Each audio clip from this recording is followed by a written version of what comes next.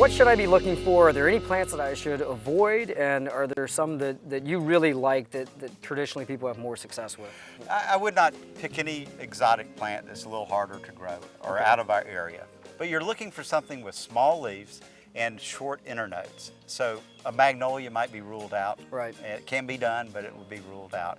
So you're wanting healthy, you want a nice line, and you want a good root system. Those are hard to build. The branches, you can put everything where you need to put them.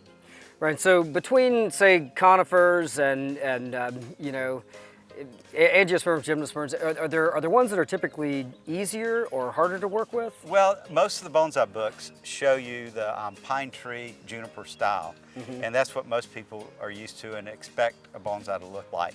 The deciduous grows in its own style. I mean, you can go out and look at the way an oak grows. It's a little bit different. And so the easiest tree to start with would be a juniper, Okay. some type of juniper.